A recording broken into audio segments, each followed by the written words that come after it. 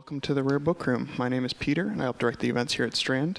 For a little bit of history, Strand was founded in 1927 by the Bass family over on what was then 4th Avenue's Book Row. Stretching from Union Square to Astor Place, Book Row gradually dwindled until, after 91 years, Strand is the sole survivor, still run by the Bass family and still housing new and used books. Tonight, I am very excited to help launch the third volume of Haymarket's BreakBeat Poets anthologies, Halal If You Hear Me. Celebrating the voices of Muslim poets who are women, queer, genderqueer, non-binary, and/or trans, it's an eclectic volume overstuffed with extremely talented and original authors. Here to discuss and introduce the compilation are the volume's editors.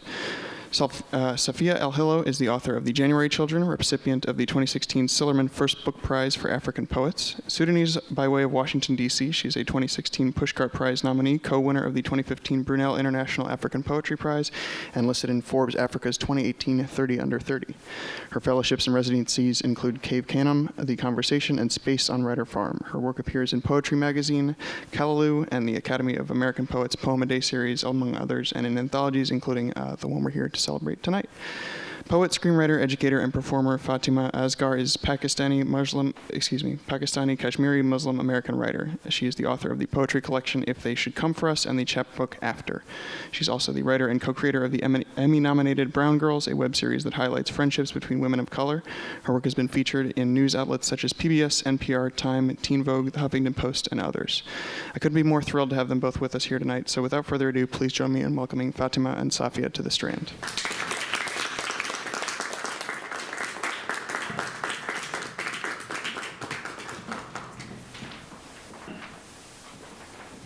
Hi, everyone. How are you guys doing?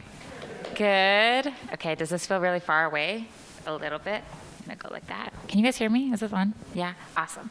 Okay, so we're so excited to be here. Safia and I are going to do something different than we normally do, which is we're going to read our essays out of Halal If You Hear Me, which we've never actually read out loud before, so it's like great, you guys get an exclusive look at us. So this essay is called Finding the Hammam. The salon was where I went to feel safe. Like the Planned Parenthoods across America, the salon's exterior was unwelcoming. Every inch of glass crowded and newspaper cut out so you couldn't see inside. If you didn't know better, you'd think it closed. It wasn't. Like Planned Parenthood, the newspapers across the glass were there to block out the outside world, to create a space where the women inside could not be seen by the men who owned the streets. Inside, behind two doors, the salon was immaculate. The receptionist had beautiful curly black hair, and there were usually 5 or 6 women sitting around her, all sipping tea and discussing the latest in their lives. It was more of a mini mall than a salon. There was a sugar waxing studio, a nail salon, a gym, and a locker with a Turkish bath, hammam, and showers, where the women would gather, naked, in the water and talk for hours. I had never been in a hammam before. I had joined the salon simply because I wanted to use the gym and run on a treadmill freely in shorts without the risk of being harassed. I was living in Jordan, studying abroad in Amman for a semester to better my Arabic. It was the first time my Pakistani American ass was for real outside the Western world, which despises Islam and Muslims.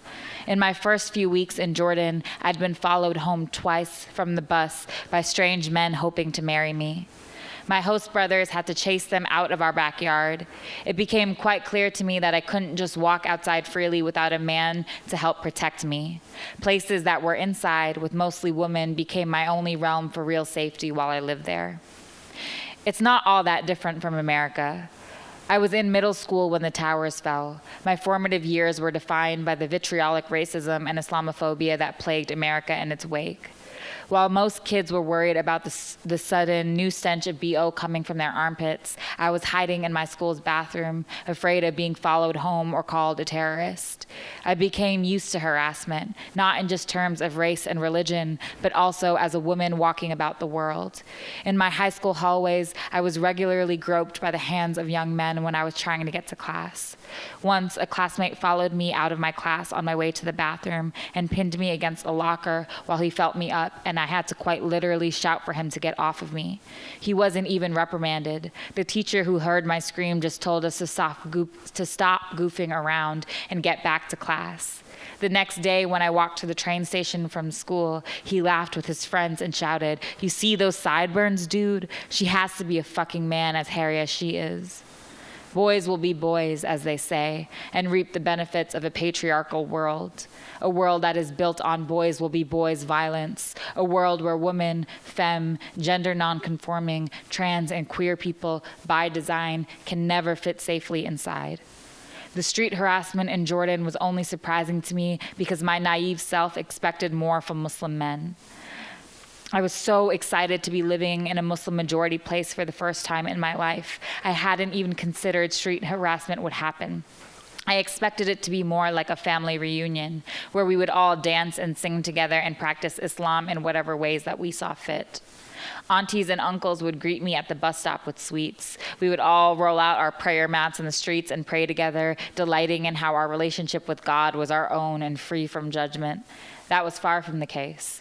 On sight, many people judged me as a harami, a Muslim woman brimming with sin, going straight to hell. My uncovered and often wet hair, my sandals showcasing my exposed feet, and my Western clothes were all sights of scorn. This all changed in the salon. In here, women took off their hijabs, and the uncovered and covered blended in together without worry. Women talked openly about sex, showing each other lacy lingerie they had bought for a special night with their husbands. Bodies soaked in the warm water for hours as recipes were exchanged, and hair and nail tips were passed through the pools. I didn't feel judged. I just felt like I could come as I was, lose track of time, and spend hours just being. Here, for a few brief moments every day, we were free. One day, the receptionist ran down the halls of the salon, flinging her hijab around her and screaming, "A man is here! A man is here! A man!" A maintenance man had come to fix a pipe that was broken in the building and was being sequestered between the two doors by non-hijabi women. The air shifted, the tension so thick it hung like a spoiled wedding cake throughout the complex. From corners I had never before noticed, women began pulling out shawls and draping themselves in them. A few women locked themselves in the waxing room, turned the light off, and pressed themselves against the wall to avoid being seen, like the lockdown drills we had practiced in middle school. Water splashed as wet bodies left the hammam, rolls jiggling with the force of running, emergency hijabs flying through the air. Within a minute, women who had previously been fully naked were completely covered, not a wisp of hair in sight. I can't remember how long the maintenance man took. 10 minutes, an hour. We were all absolutely still, unmoving, not even the whir of a treadmill going. When he left, we all breathed freely again. And that is when I knew that this place was nothing short of magic, that I could live in the salon forever. At a reading a few weeks ago, an audience member asked me how I would describe my poetics in a few words. I said I wanted them to be haram auntie poetics, the auntie who you can talk to about sex and sexuality, who you can go to when you can't go to your parents. Another audience member asked what I hoped my poems would do in the world. I told them if one of my poems could make someone else feel seen, feel safe for a brief moment, feel a little less alone, I would have accomplished my goal. The two answers are really the same. Far too many times I put myself in violent situations, particularly sexual, because I felt an aloneness, an otherness that I could not talk about with anyone. Because I could not name my desire, because I could not reconcile the many things I was within an identity that was accepted. Muslim, Pakistani, Kashmiri, American, queer, lower class, femme, orphan, sometimes woman, sometimes man, sometimes neither, disposable. What's the cost of a Muslim girl writing the poems the way I do? I have already lost so much. What more can I stand to lose? It's the 21st century, and we still live in a world of honor killings, a world where rape is rationalized, a world where trans women, particularly black and brown trans women, are being murdered without justice, a world where police murder black civilians and go unpunished, a world where the murders of Muslim people are not considered hate crimes, a world where queer people are thrown out of their homes, a world where girls are married off before they can even name their own desire. What's the cost of writing poems the way we do? Join me, join us. Let us create a poetics that recreates the Hammam, where we can come in our real naked skin, sit in the water, and talk openly. Where all of us, the hijabis, the haramis, the uncovered, the gender non-conforming, the queer, the married, the never married, the virgins, the non-virgins, the brown, the black, the white, the yellow can just be seen, can just be heard, can just be celebrated, can live, exist, and make our own freedoms. Thank you, guys. Okay, I'm going to read a few poems, and then we're going to hear from Safia, and then we'll open up for questions. Does anyone know what partition is? Tell us anyway. Okay, cool. So I'm gonna read a little bit of an excerpt of what partition is, and then read a poem called Partition. At least 14 million people were forced into migration as they fled the ethnic cleansings and retributive genocides that consumed South Asia during the India-Pakistan partition, which led to India and East and West Pakistan's independence from colonial Britain. An estimated 1 to 2 million people died during the months encompassing partition. An estimated 75,000 to 100,000 women were abducted and raped. Partition remains one of the largest forced migrations in human history. Its effects and divisions echo to this day. This poem is called Partition. You're Kashmiri until they burn your home, take your orchards, stake a different flag, until no one remembers the road that brings you back. You're Indian until they draw a border through Punjab, until the British captains spit baki as they sip your chai, add so much foam you can't taste home. You're Shrike until your mouth fills with English. You're Pakistani until your classmates ask what that is. Then you're Indian again, or some kind of Spanish. You speak a language until you don't, until you only recognize it between your auntie's lips. Your father was fluent in 4 languages. You're illiterate in the tongues of your father. Your grandfather wrote Persian poetry on glasses. Maybe. You can't remember. You made it up. Someone lied. You're a daughter until they bury your mother, until you're not invited to your father's funeral. You're a virgin until you get too drunk. You're Muslim until you're not a virgin. You're Pakistani until they start throwing acid. You're Muslim until it's too dangerous. You're safe until you're alone. You're American until the towers fall, until there's a border on your back. I'm going to read one more poem, and then we're going to turn it over. This poem is called If They Come For Us. These are my people, and I find them on the street and shadow through any wilds, all wild. My people, a dance of strangers in my blood. The old woman's sari dissolving to wind, bindi a new moon on her forehead, I claim her my kin, and so the star of her to my breast. A toddler dangling from stroller, hair a fountain of dandelion seed at the bakery, I claim them too. The Sikh uncle at the airport who apologizes for the pat down, the Muslim man who abandons his car at the traffic light, drops to his knees at the call of the azan, and the Muslim man who drinks good whiskey at the start of Maghrib, the lone khala at the park pairing her kurta with Crocs, my people, I can't be lost when I see you. My compass is brown and gold and blood, my compass, a Muslim teenager, snapback and high tops gracing the subway platform, mashallah, I claim them all. My country is made in my people's image. If they come for you, they come for me too. In the dead of winter, a flock of aunties step out on the sand. Their dubattas turn to ocean. A colony of uncles grind their palms and 1,000 jasmines bell the air. My people, I follow you like constellations. We hear glass smashing the street and the nights opening dark our names. This country's wood for the fire. My people, the long years we've survived, the long years yet to come. I see you map my sky, the light, your lantern long ahead, and I follow. I follow. Thank you.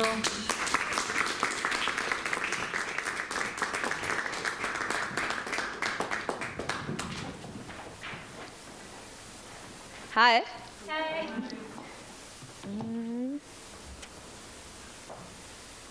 Okay, I too have never read this out loud. And Fatih and I are both fasting, so if my voice just gives out halfway through. This is called Good Muslim, Bad Muslim. I didn't have a Muslim community growing up because I was afraid. White people were mostly an abstraction for me as a child, and so was their judgment. A question about my accent here, a comment about my body hair there. They didn't know, early on, specific enough ways to really hurt me. The ones with that particular toolkit were my own people. A comment at Sudanese Sunday school about how I wore such tight jeans because I didn't have a father at home. Whispers about my divorced mother. My hair was this, my complexion was that, my Arabic, to this, to that. My family was this. I was too new, then too Americanized. I memorized their voices, anticipated their critique. This t-shirt was too short and revealed the roll of fat above my hips. This one was too tight and cupped my non-existent breasts. I was a child, really. There was no reason for anyone to be looking at my body that way. But I would pull on a pair of jeans and anticipate eyes on the curve they made of my lower half, the way they molded to my ass, or didn't. I spent most of my early adolescence swimming in fabric. A gray fleece Gap sweater that I wore every day, boys' cargo pants, oversized souvenir t-shirts my mother brought me from her travels, my own secular kind of covering. I didn't want anyone to look at me, to say anything.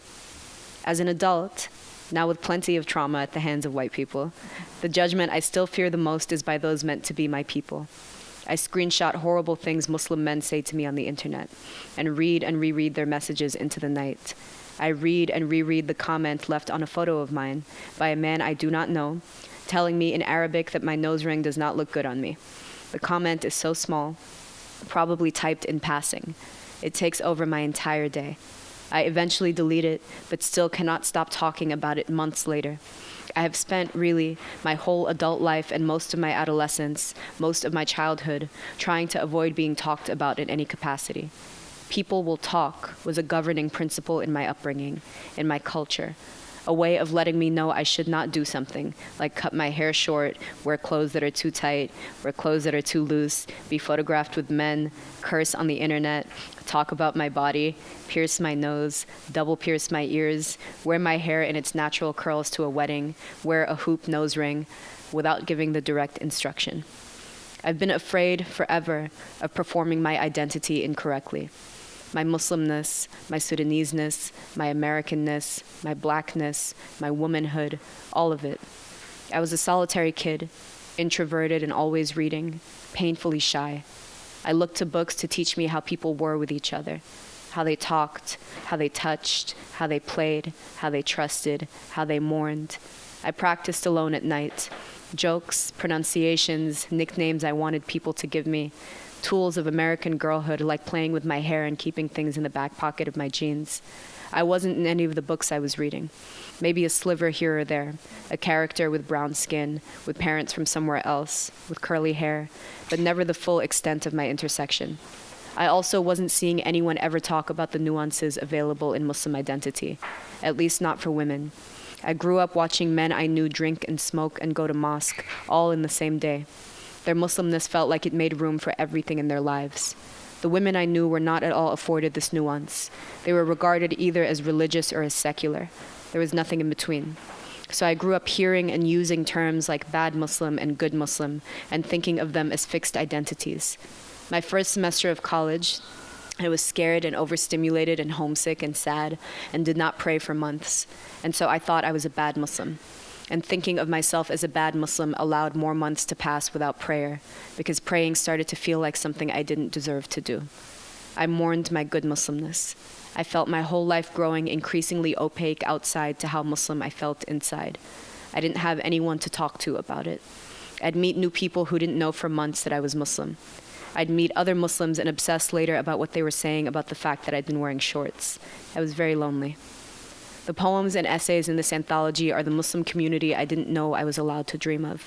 The Muslim community in which my child self could have blossomed. Proof of the fact that there are as many ways to be Muslim as there are Muslims. That my way was one of those ways, was a way of being Muslim that did count. The writers in this anthology demonstrate the sheer cacophony of Muslimness, of Muslim identities, of Muslim people. The range of things we're allowed to say and feel and want and mourn and joke about. We're accustomed at this point to media in which a cis straight Muslim man gets to express his flawed Muslimness, to mess up and stray away and return and sin and repent and everything else that humans do. But the cisness, the straightness, the maleness of these voices has kept them safe in their expression of their flaws, and they're trying to find their unique place within Islam. There are no stones for their bodies, no disownings, no honor killings. But what about a safe space for those who keep getting left out of the conversation about Muslims and Muslimness? How about populating the conversation in a way that's more representative of what the Muslim population actually looks like? My hope is that this anthology is a step in that direction, and that this anthology is a space where we don't have to be afraid of our own people, of being disqualified from our own identities. Some freedom, albeit brief, from the governance of shame.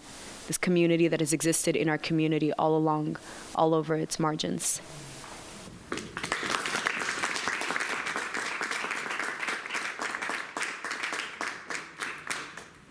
didn't take as long as I thought it would. So I guess I'm going to read more than one poem because I budgeted 10 minutes for that. Let's see.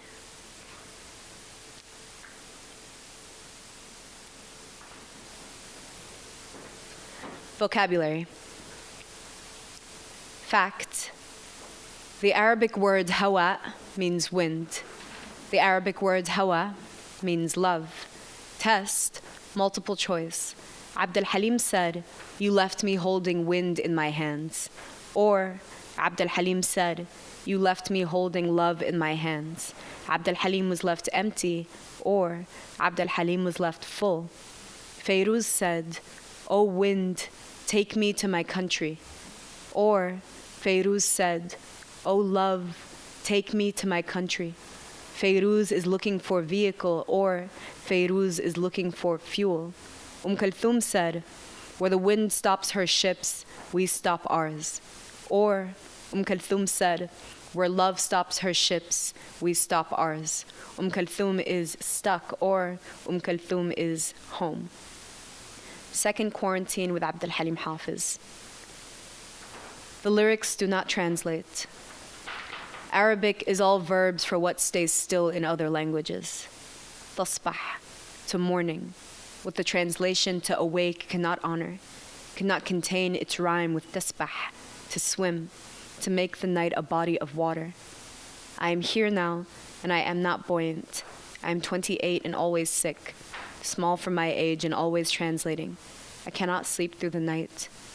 No language has given me the rhyme between ocean and wound that I know to be true. Sometimes, when the doctors draw my blood, I feel the word at the edge of my tongue. Halim sings aghraq, aghraq. I am drowning, I am drowning. The single word for all the water in his throat does not translate. Halim sings, "Teach me to kill the tear in its duct." Halim sings, "I have no experience in love, nor have I a boat, and I know he cannot rest, cannot swim through the night.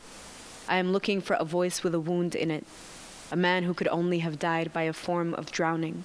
Let the song take its time. Let the ocean close back up." And what is a country but the drawing of a line? Today I draw thick black lines around my eyes, and they are a country. And thick red lines around my lips, and they are a country. And the knife that chops the onions draws a smooth line through my finger, and that is a country. And the tightening denim presses a soft purple line into my belly. And when I smile like my mother, a line flashes between my two front teeth. And for every country I lose, I make another, and I make another. Thank you.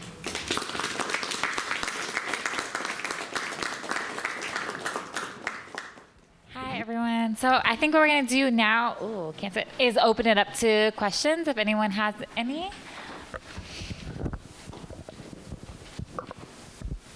Yeah. Hey, Oh, okay. I seem to remember you guys talking about alternative titles on Twitter for a little bit. Could you go through some of the ones that you rejected and why this one was the one that stuck? This one, I mean, it just came from a long list of Muslim puns, and this one was the funniest. We also had Allah the Lights. Allah the Lights, Allahu Akbars. What else do we have? There's a few. Most of these were courtesy of our friend Nate Marshall. Yeah. Who's very good at puns and is a friend to the Muslim people. Yeah. What's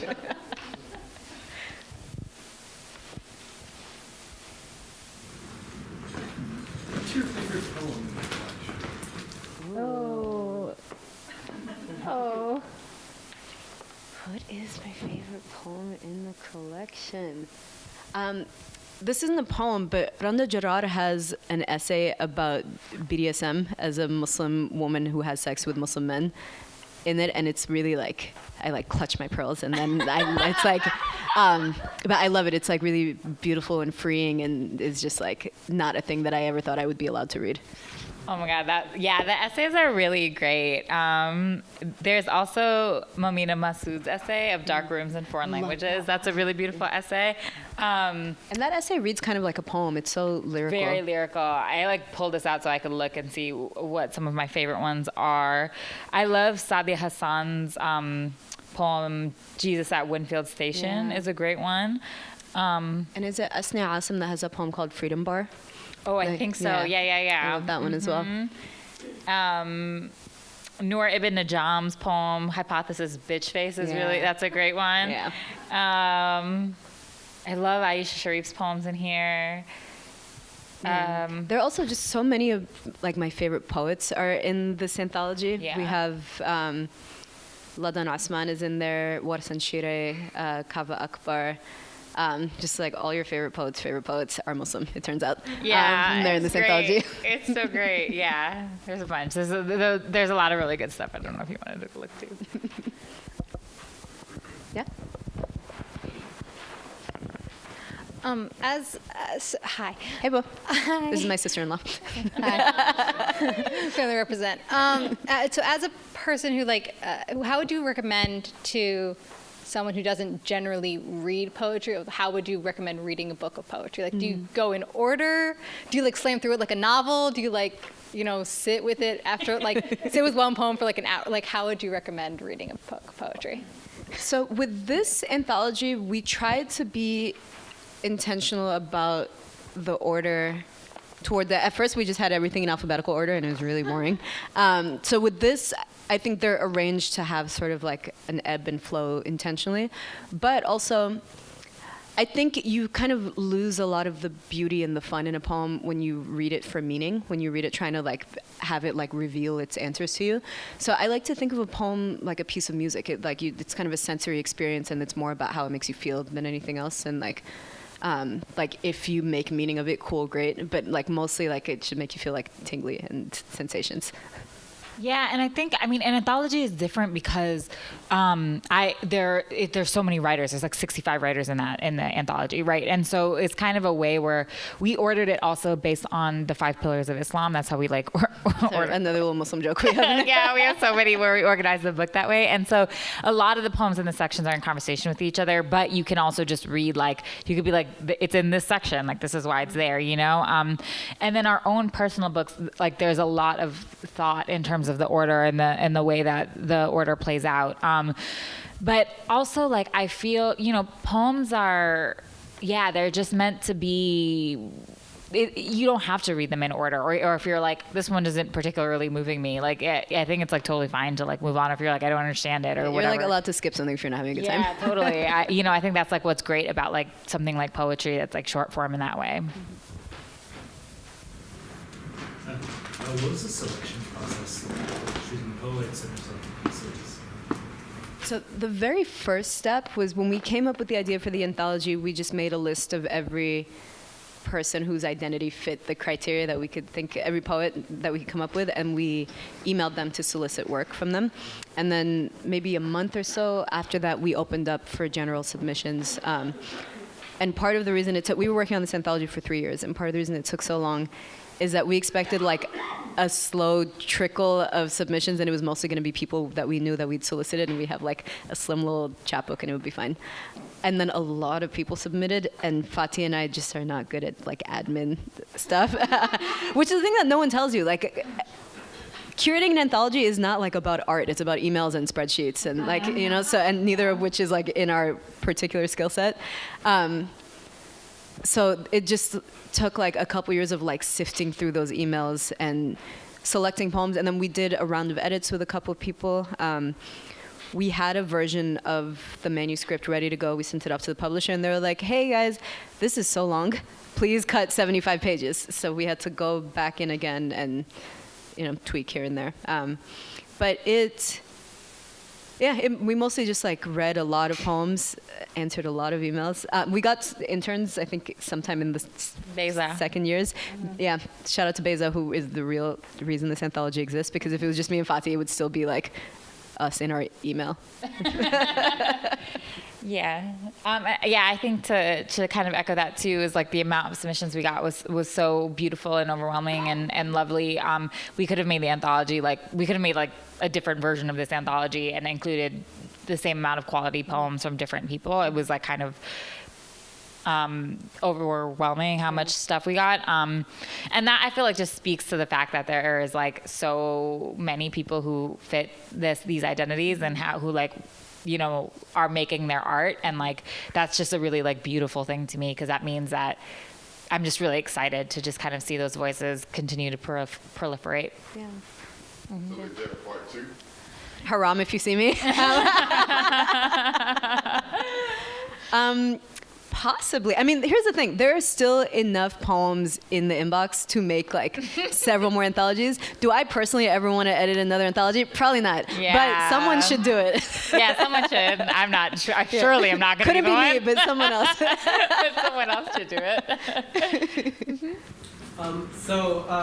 This is volume 3 in the BreakBeat Poets. The last one was Black Girl Magic. Is there a sense of like dialogue or communication or community coming from or like being the next volume in this series? No.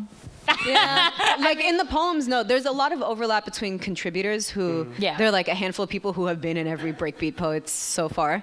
There should be a prize for people who like managed. The one that comes out next year is called Latin Next. So there's like, we'll see if we can get like a 4 anthology poet and see who that person is who's like. But particularly for our anthology, Saf and I had this idea way before we knew our publisher. So we had the idea, and then we were like, we're going to make this anthology. We had already accepted submissions and had the idea of like the general shape of the anthology, the contributors that we were going to have before we even went out to publishers.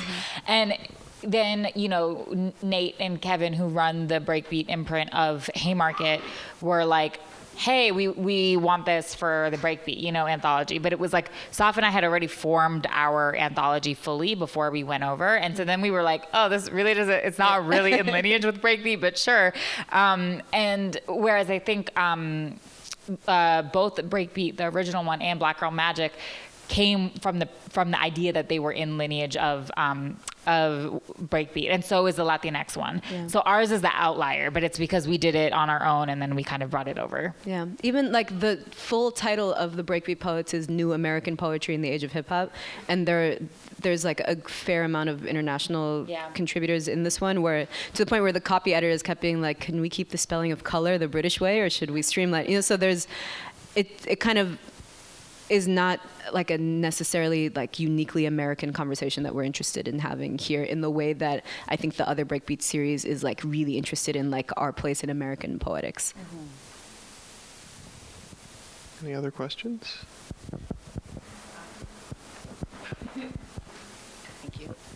Thank you both so much for coming here and sharing your poetry. I've followed your work for some time, so it's really exciting. This is kind of a combination of 2 previous questions, but how was curating the work for something like this anthology and kind of ordering it different from how you approached your own work?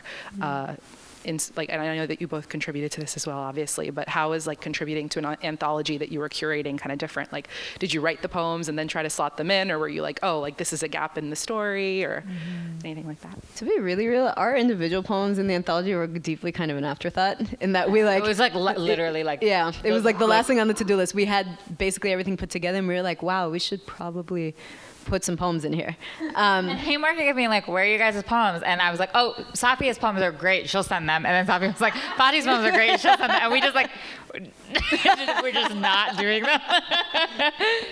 them. But the process of ordering it was actually really similar to how I think we order our individual projects, where there gets to be a point in the process where you just have to print the whole thing out and spread it out on the floor. And like, I'm sorry to every tree, but it just doesn't work on the computer. You need to be able to like read it like a book, which is what we just both had to do. We assigned, there were 4 sections of poetry and then the essays, and we each took 2 sections of poems and were in charge of ordering them. So we each printed out half of the manuscript and ordered it.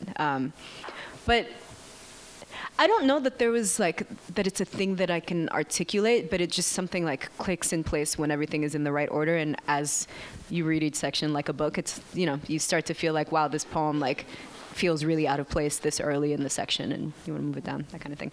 Yeah, it's like a highly intuitive process. And I think that, but for the bulk of Halal, if you hear me, in editing an anthology, it's curation work. And so it's really not about the order. Like, I think that there was a way where like the book was very abstract until like the final moments, and we've been working on this for 3 years, you know, until the final moments of like actually when we clicked the order, and then we were like, oh, like we have a book and it's like gonna come out. And I think also there's a way where with this book, I feel like super protective of like the people in the book. Like I feel very like a little fiercely protective of them, and like very proud of them, you know, even though I've never met most of them. I'm just like, just a mama bear over here, just like super proud. And in your own book, there's a real different like vulnerability. Like, you know, like I think I remember when my book came out, I was like, oh, this is like the stupidest thing I've ever done. Like, why did I do this? You know, and everyone is gonna hate me, and I'm gonna put this book out, and it's gonna be terrible. And plot twist: the book is really good. But there's always that fear because it's like a deeply vulnerable thing that you're like, here's this thing that I'm sharing. And I think that there's like a particular way where our friend Morgan said this like last week.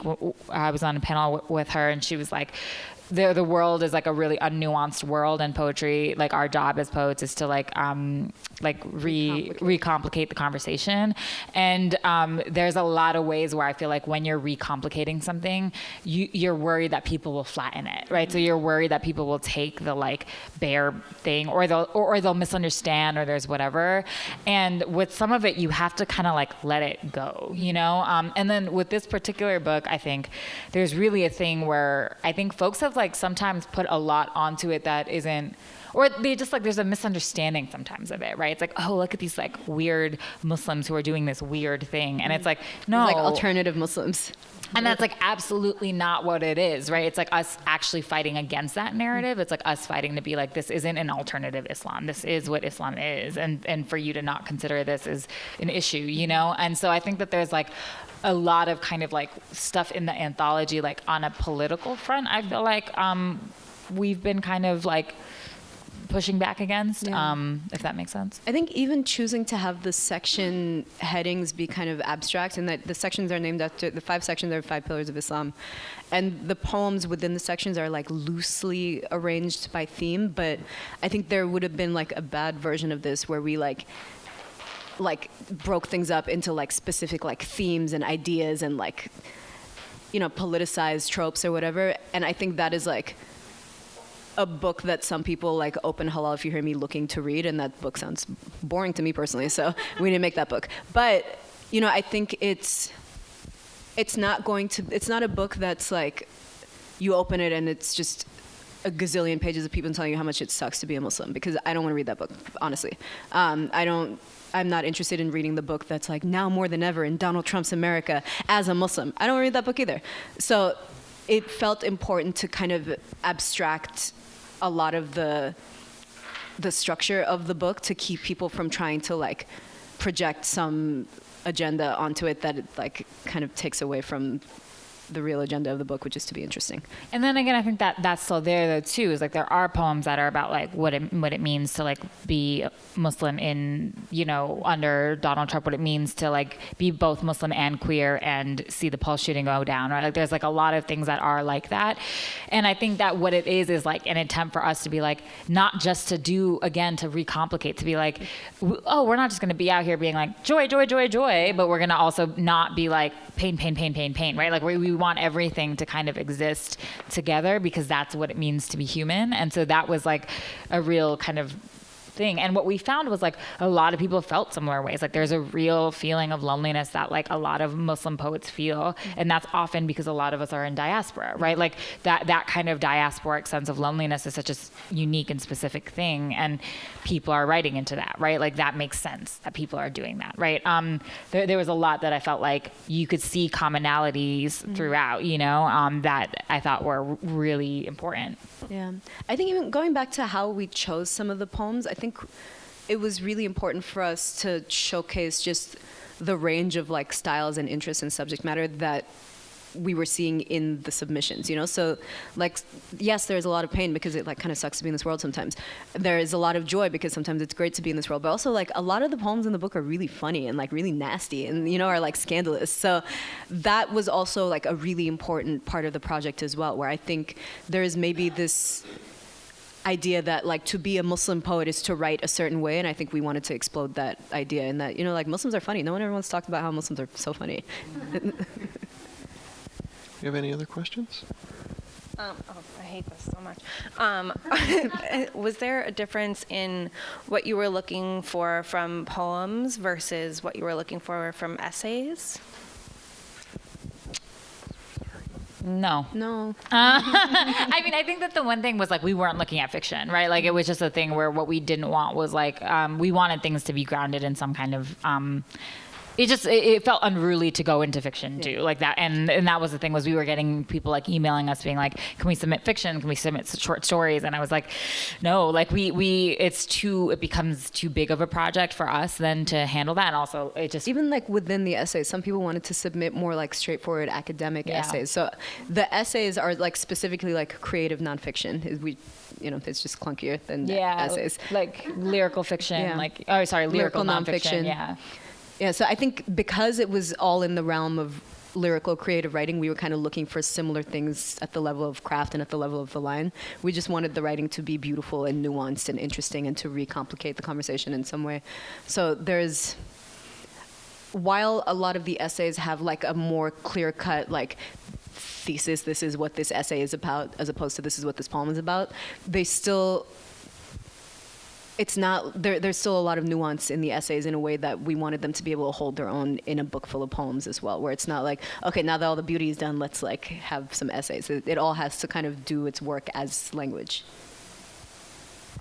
Any other questions? Hi. I just wanted to ask, did you originally plan to have essays in the anthology? And also too, this is specific for Safia because I know you use Arabic in a lot of your poems.